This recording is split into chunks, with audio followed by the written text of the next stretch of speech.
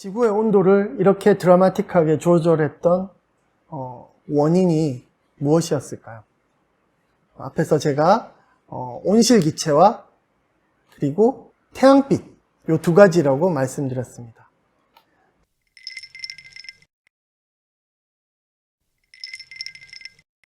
자, 첫 번째 그래프, 앞에서 제가 보여드렸던 이 첫 번째 그래프를 우리가 좀 자세히 들여다보면 우리 지구상에 존재했던 생명체들의 다양한 멸종 이벤트들이 표시되어 있습니다.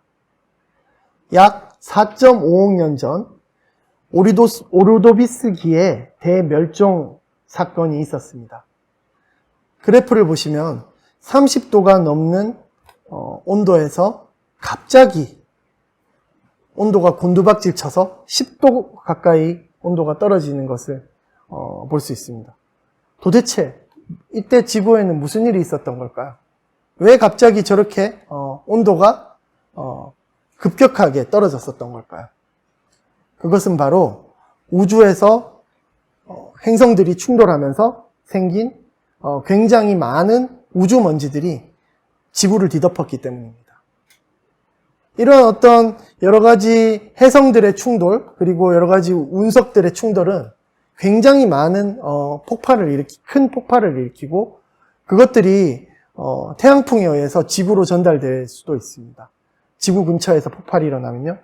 그렇게 되면 그 흙먼지들이 마치 이렇게 여러분 요즘 우리가 굉장히 민감하죠. 미세먼지. 그죠?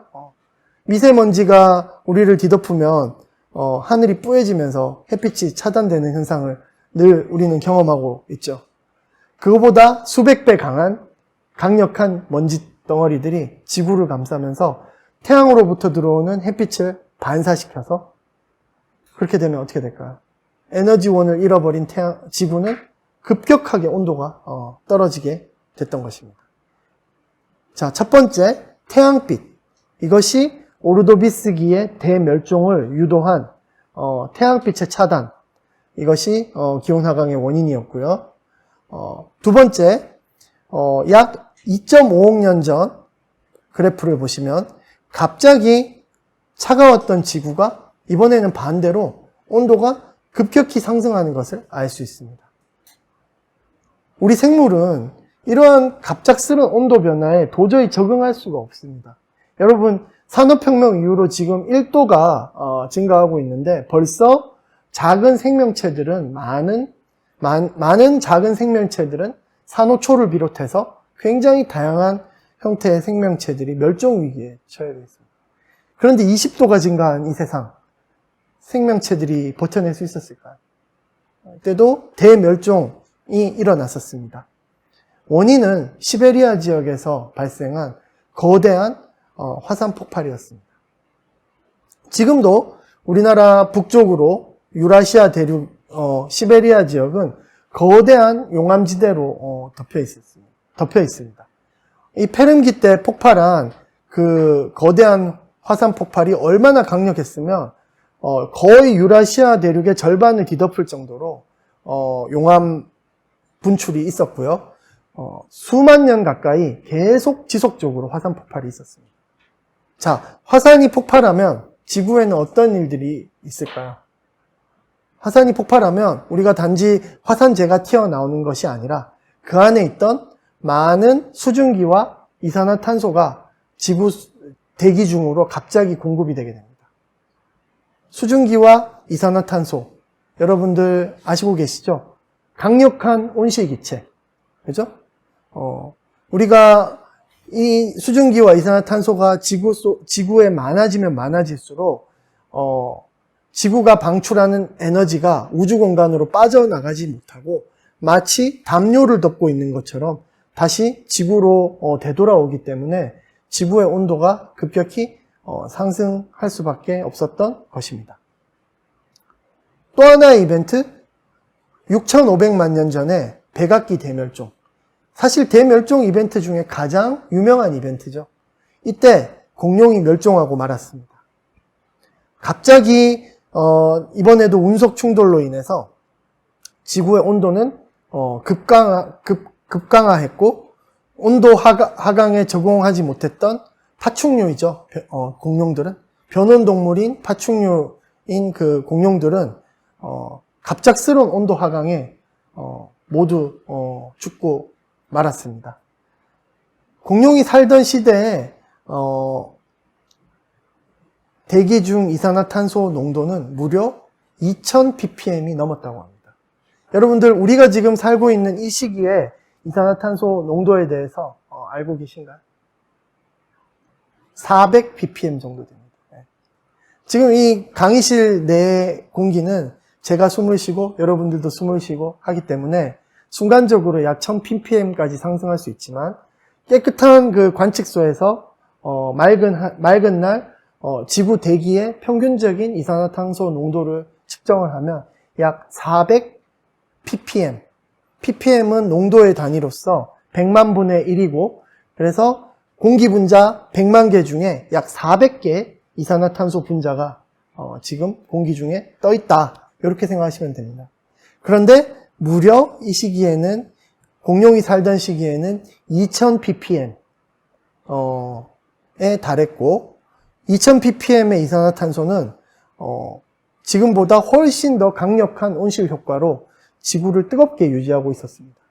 그런데 갑자기 운석 충돌로 인해서 공룡이 또다시 우주 먼지로 뒤덮인 상태가 돼서 햇빛이 차단당하는 바람에 온도가 급강하해서 다 멸종하고 만 것입니다.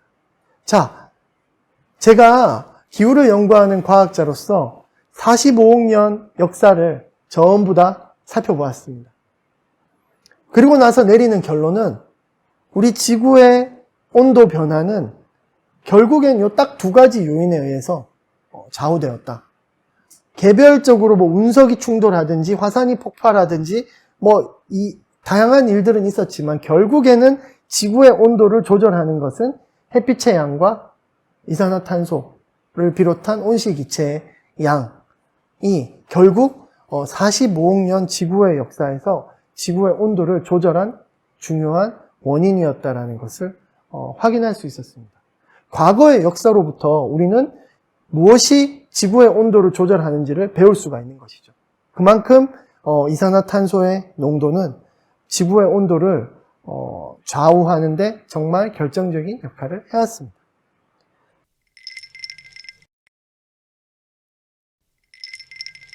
자, 5억 년 전의 그래프를 통해서 우리가 지구 온도 변화를 움직이는 게 무엇인지 배워왔다면 이제 조금 더 가까운 과거로 와보겠습니다.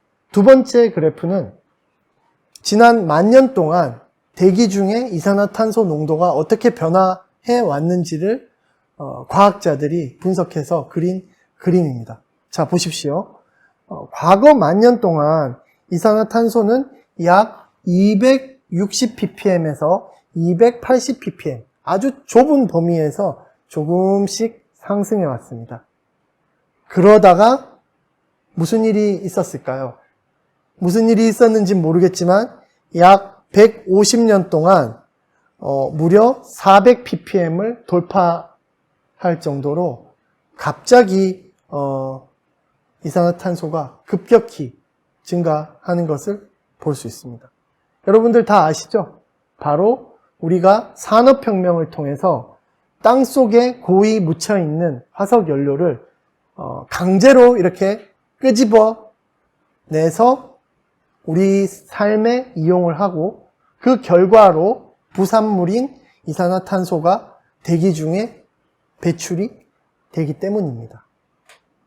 우리가 얼마나 많은 탄소를 대기 중으로 배출하고 있을까요? 다음 강의에서 제가 조금 더 자세히 말씀드릴 텐데요. 한 가지 여러분들이 상식적으로 또 기억하면 좋을 것 같은 수치는 500억이라는 숫자입니다. 우리 인류는 1년에 약 500억 톤에 달하는 온실기체를 대기 중으로 방출하고 있습니다. 매년. 500억 톤. 무지막지한 양이죠. 매년 500억 톤씩 대기 중으로 이렇게 방출을 하다 보니까 왼쪽 그림처럼 이산화탄소 대기 중에 평균 농도가 저렇게 변하지 않을 수가 없는 것이죠. 자, 그래서 왼쪽 그래프에서 주목해야 될 것은 150년, 45억 년의 지구 역사로 볼 때 150년은 진짜 그야말로 눈 깜빡할 찰나의 순간이죠. 그 지구 입장에서 보면 정말 그 찰나의 순간에 엄청난 그 충격을 지금 받고 있는 것이죠. 갑자기 이산화탄소가 150년 동안 400 ppm을 넘어섰다라는 것은 도저히 그전에는 지구가 경험하지 못한 증가 속도입니다.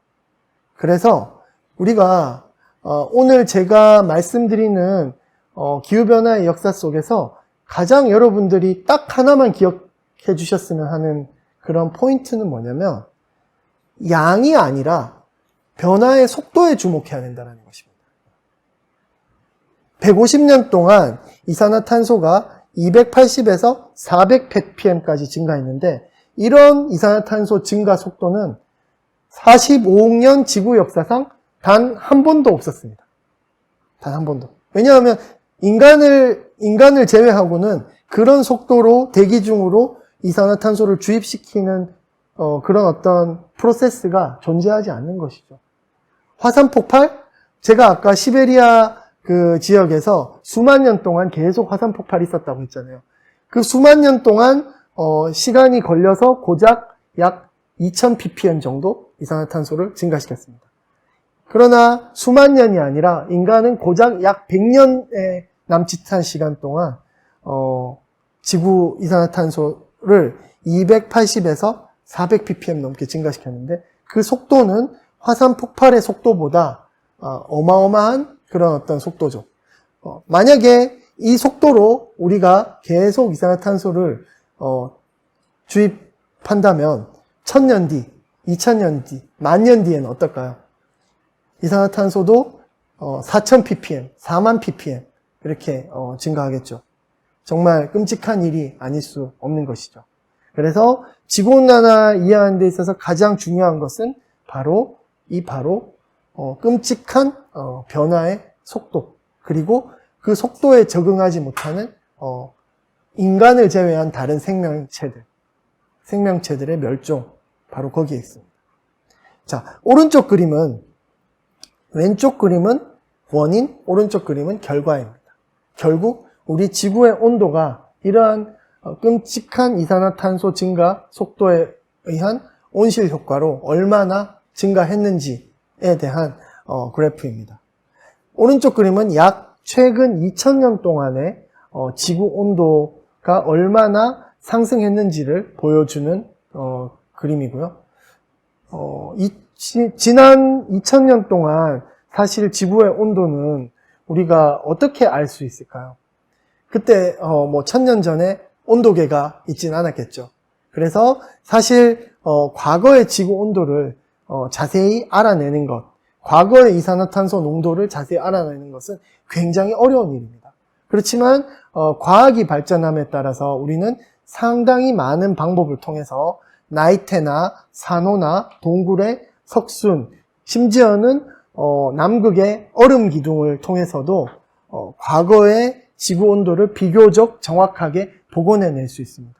그렇게 해서 봤더니만 지구 온도도 거의 약 0.2도 범위에서 출렁거리던 온도가 산업혁명을 기점으로 갑자기 치솟는 것을 알 수 있습니다. 그래서 산업혁명 이후에 지금까지 지구 온도는 약 1도 정도 증가했다라는 것을 알 수 있고요. 그래서 마찬가지로 1도라는 숫자가 굉장히 작아 보이고 아까 제가 말씀드렸듯이 5억 년 동안 수십 도 지구는 온도가 출렁거렸기 때문에 이거 수십 도 어차피 사람 없이 수십 도가 변해왔는데 무슨 사람이 1도 고작 올린 게 무슨 큰 문제냐라고 하실 수 있습니다. 실제로 앞에서 말씀드렸던 지구온난화에 속지 마라 라는 책에서 사용하는 주요 근거이기도 합니다. 그러나 이 논리는 단박에 깨질 수 있습니다. 만약에 이 속도로, 아까 제가 주목해야 될 것은 속도라고 말씀드렸죠. 이 속도로 수만 년이 지나면 지구의 온도는 수십 도가 아니라 수백 도가 올라갈 수가 있습니다. 그죠? 그래서 문제는 변화의 속도라는 것이 핵심인 것이죠. 우리가 지금 이 속도로 지구의 온도를 올려서는 절대로 안 되는 중요한 이유이기도 합니다. 이것이 바로 제가 여러분들께 보여드리고 싶은 지구의 최근 온도 변화 그래프. 중요한 것은 인류가 바꿔놓고 있는 온도 변화의 속도에 주목해야 된다는 사실입니다.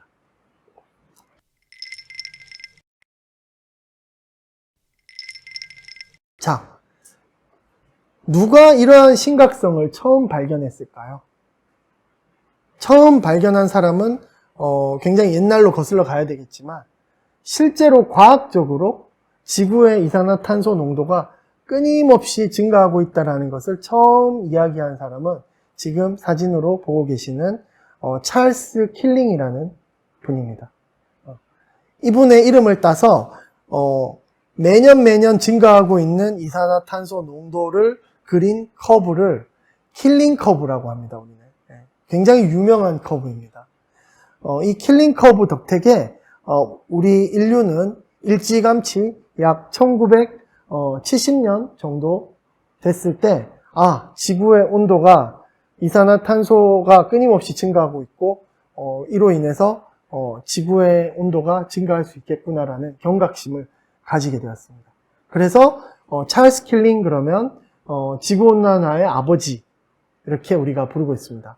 이분이 했던 그 업적이 정말 대단한 게 뭐였냐면 이분이 대기 중에 이산화탄소 농도가 꾸준히 매년 올라가고 있다는 것을 입증하기 위해서 너무나 고통스러운 작업을 수행을 했습니다. 눈이 오나 비가 오나 단 하루도 빠지지 않고 하와이에 있는 마우나루아 화산섬의 꼭대기에 올라가서 거기에 그 당시에는 수동으로 이렇게 다 측정을 했었어야 됐거든요. 매일매일 하루도 빠짐없이 이산화탄소 농도를 관측 장비로 측정을 한 것입니다. 단 하루도 빠짐없이. 그래서 이분이 돌아가시고 난 다음에 이제 그 업적을 기려서 굉장히 큰 상도 주고 기상학회에서 하고 이분의 어떤 그 업적을 이어받아서 찰스 킬링의 또 아들이 또 그 계속 약간 상징적인 일이죠. 그래서 하와이 마우나루아 관측섬에서 또 관측을 이어가고 있습니다. 그래서 지금 우리가 당연히 생각하고 있는 온실기체 농도의 증가가 사실은 30년, 40년 전만 해도 당연하지 않았고 인공위성도 없었던 때고 단지 이렇게 측정만으로 알 수 있었던 때에 이러한 어떤 심지가 굉장히 굵은 과학자에 의해서 우리가 미리 알고 지금 이나마 경각심을 가지고 대처할 수 있게 된 것이죠. 자, 이렇게 이산화탄소 농도가 꾸준히 증가하고 있었는데요. 자, 그런데 한 가지 우리가 지구온난화를 이해하는 데 있어서 가장 중요한 사실이 뭐냐면 지구의 어떤 이산화탄소 농도가 꾸준히 증가했다기보다는 마침 찰스 킬링이 이렇게 측정한 1960년 이후 1965년 정도를 기점으로 해서 폭발적으로 이렇게 상승하게 됩니다. 완만하게 산업혁명 이후로 온실기체가 증가하다가 1960년대 중반 이후로 온실기체 농도가 폭발적으로 증가하기 시작했었습니다. 왜 그랬을까요? 여기 계신 분들 중에 1960년에 대해 태어나신 분은 없으신 것 같은데요. 저를 비롯해서요. 그때 당시에 사실 사람들이 잘 모르고 있는데 1960년경이 인류 문명에 있어서 변곡점이 됐던 시기입니다. 그때 어떤 일이 있었냐면 핵 확산 금지 조약이 체결이 됐습니다. 우리 화석연료를 사용하면서부터 인류의 과학기술과 문명은 엄청난 진보를 하게 되었습니다. 그 진보의 결과 과학이 발전하고 19세기, 20세기 초에는 엄청난 핵과학의 발전이 있었습니다. 핵에 대한 과학. 우리 그 유명한 아인슈타인 공식 있잖아요. E는 mc제곱. 그러한 공식들이 그때 다 나왔고, 안타깝게도 그러한 과학의 대발견은 인류의 어떤 욕심과 정복용 때문에 전쟁에 사용되게 되었고요. 그래서 핵전쟁이 발생되게 되었죠. 그래서 세계제 1차 대전, 세계제 2차 대전이 어떻게 마무리됐습니까? 일본의 히로시마 원자폭탄이 투하됨으로 인해서 핵전쟁이 종료가 됐고, 이제 사람들이 겁이 나기 시작한 거예요. 너무나 심각한 것을 우리가 발명을 했구나. 그때부터 핵에 의한 공포 때문에 사람들이 언제 죽을지 모르는 공포심에 떨게 되었습니다. 그래서 문명은 폭발적으로 발달하고 있었는데 핵에 의한 공포 때문에 냉전 시대로 접어들었고, 러시아와 미국 같은 열강들은 서로를 핵으로 위협하면서 끊임없이 인류를 공포에 몰아넣던 시기가 20세기 초반이었죠. 초중반이었습니다. 그러다가 1964년 핵 확산 65년이었던가요? 정확하게 모르겠는데 64년, 65년 핵 확산 금지 조약이 맺어지면서 더 이상 우리 핵을 사용하지 말자. 뭐 이런 금지 조약이 맺어지면서 드디어 인류 문명이 폭발하기 시작.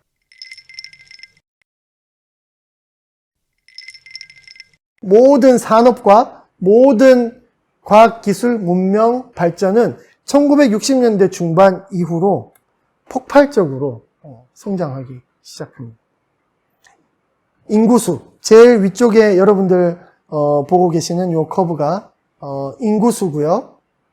제일 왼쪽 상단 커브가 인구가 얼마나 폭발적으로 증가했냐 보시면, 자, 딱 1960년을 기점으로 폭발적으로 증가하기 시작하죠. 그죠? 자, 가장 특징적인 것은 GDP입니다. GDP는 무엇의 상징이죠? 인류가 축적한 부의 상징입니다. 얼마나 인류가 지구에서 부유하게 사는지를 나타내는 척도.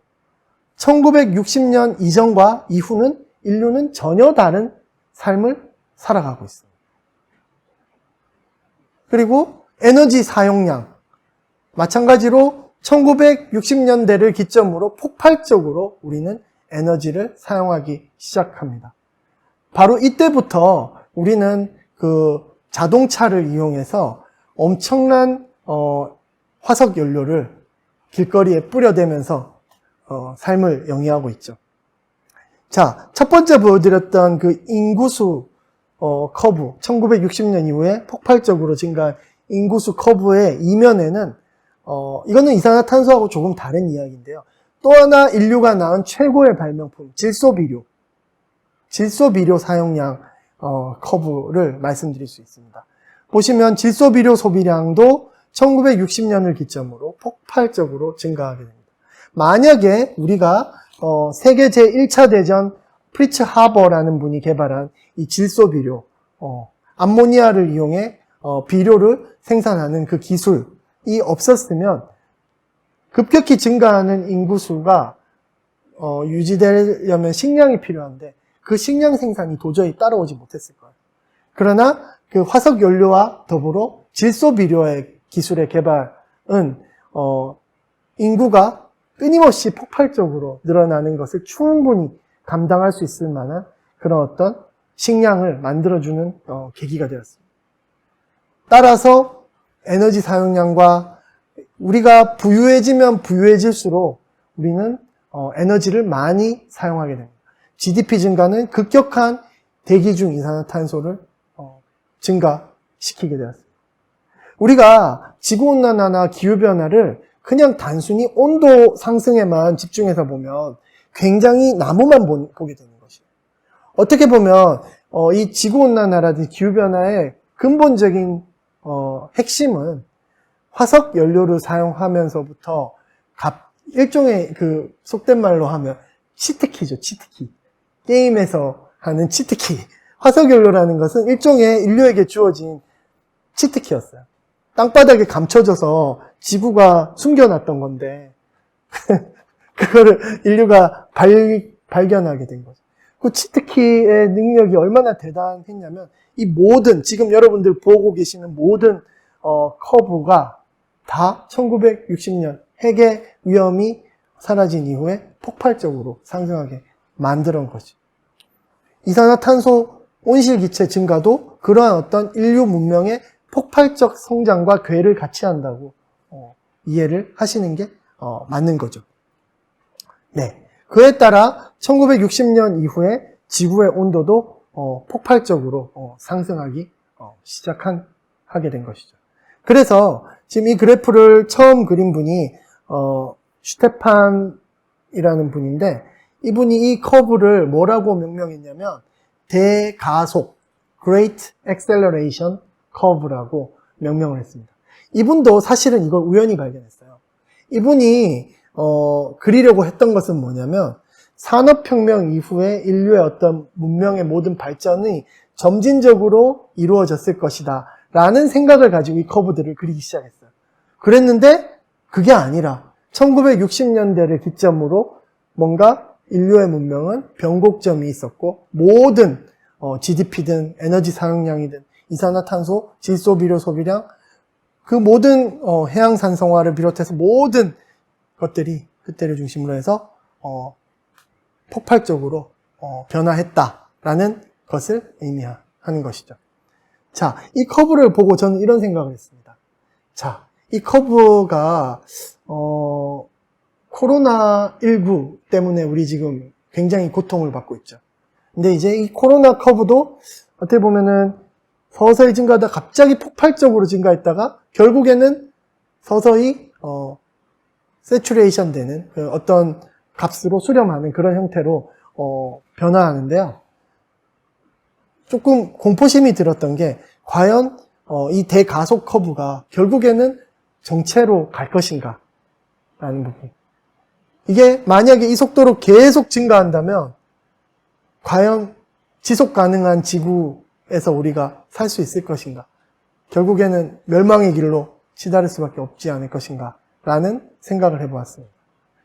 그런데 어쨌든 간에 답은 뭐냐면 이 커브는 절대로 지속될 수 없다라는 것을 제가 확신을 하고 있습니다.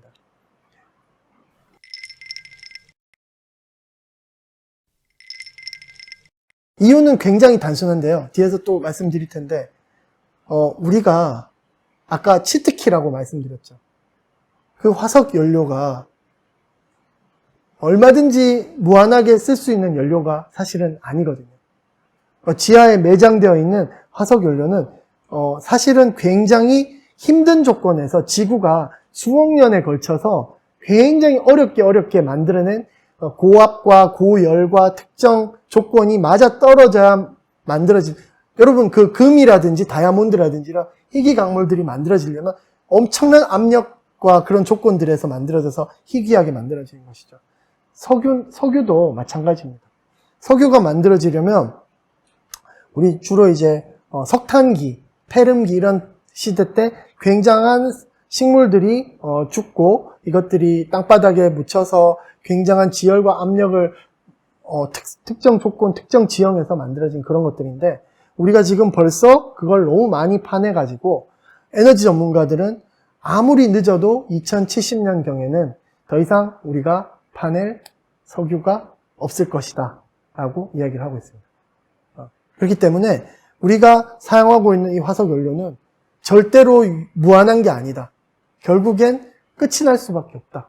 그래서 이 대가속 커브는 어떻게 보면은 화석 연료로 인해서, 화석 연료 사용으로 인해서 급격히 인류가 문명을 발전시킨 굉장히 특수한 구간일 뿐, 예를 들어 수백만 년 뒤에, 수천만 년 뒤에 외계인이 우리 지구로 와서 이렇게 살펴봤을 때 뭔가 이 화석 연료를 사용했던 시기는 약 300년, 400년 밖에 안 되는 45억 년 지구 역사에서 보면 굉장히 찰나의 순간, 굉장히 문명이 급격하게 발달했던 그 순간이었다.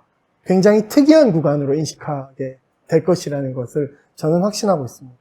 여러분들은 지금 여러분들이 살아가고 있는 이 세상이 굉장히 안정적이고 그냥 변화 없는 그런 세상인 것 같지만, 알고 보면 정말 드라마틱한 시대에 여러분들과 저는 살아가고 있는 그런 시기인 것입니다.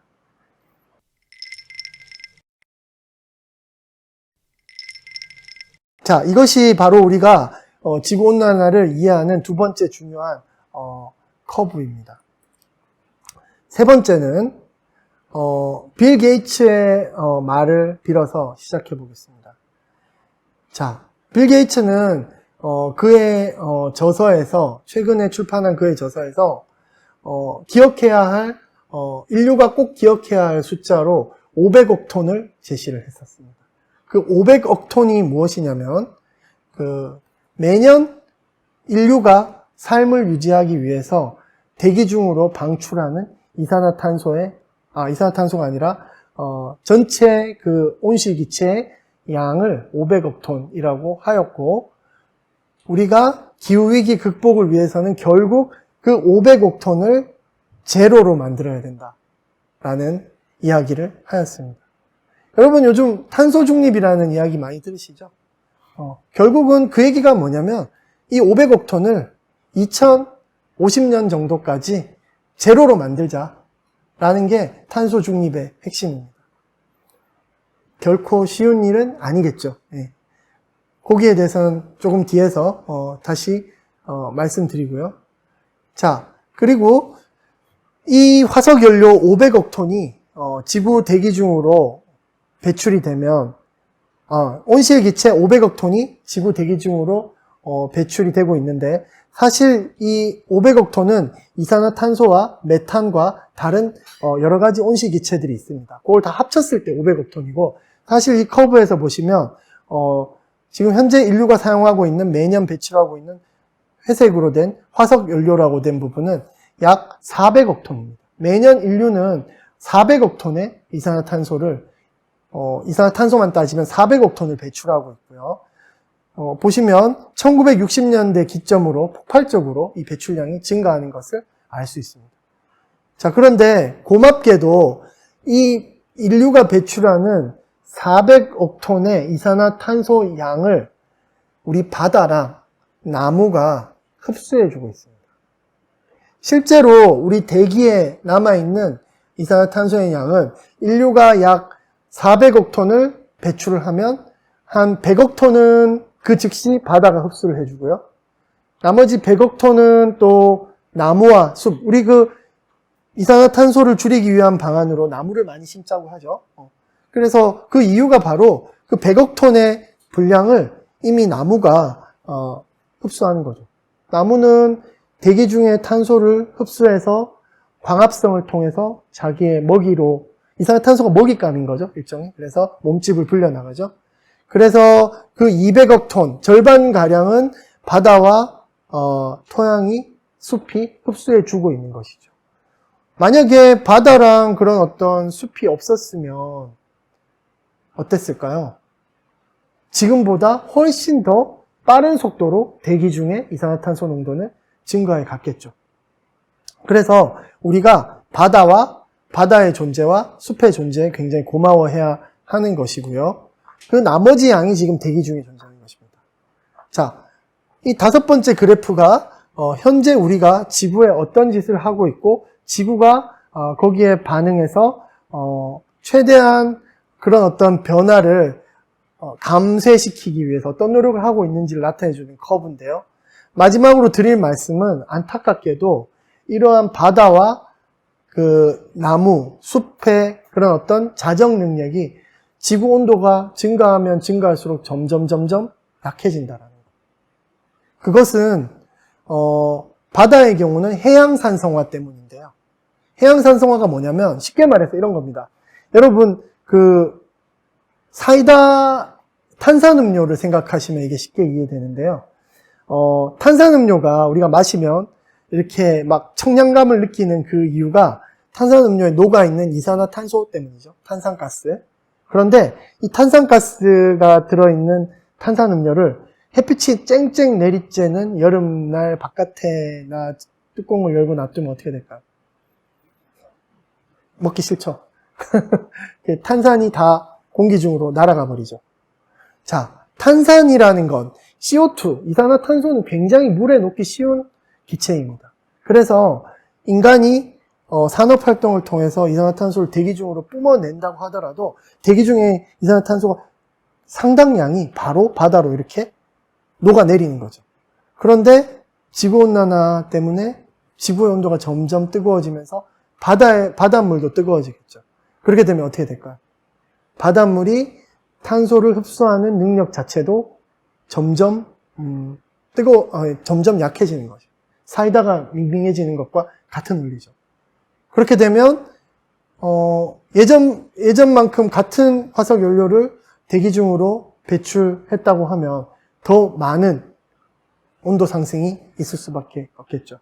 그래서 이게 굉장히 해양 산성화가 단지 산호가 죽어나가고 바다 생물이 산성화로 죽어나가고 하는 그런 문제뿐만이 아니라 대기 중에 탄소 흡수율을 떨어뜨려 가지고 굉장히 문제를 일으키게 된다라는 거. 이것이 굉장히 중요한 일이고요. 숲과 토양 마찬가지로 인류가 살아남기 위해서 도시를 건설하고 수없이 많은 그러니까 우리 고기 많이 먹죠. 그러니까 고기를 먹기 위해서 아마존 밀림을 낙농업을 하기 위해서 훼손되는 아마존 밀림의 양이 어마어마하다고 합니다. 이런 어떤 인간이 어떤 문명을 발전시키고 살아가기 위해서 하는 행위 하나하나들이 결국엔 점점점 지구가 탄소를 자정 능력을 통해서 줄여주는 역할을 못하게 망가뜨리는 일도 하고 있다는 것을 우리는 분명히 이해하고 있어야 되고, 그것이 왜 우리가 지금이라도 당장 화석연료 사용을 멈춰야 하는 그런 어떤 큰 당위성을 가진 이 이야기가 되겠습니다. 자, 두 번째 강의는 여기서 마치고 다음 강의에서는 지구온난화를 믿지 못하는 사람들에 대한 이야기를 좀 드리도록 하겠습니다.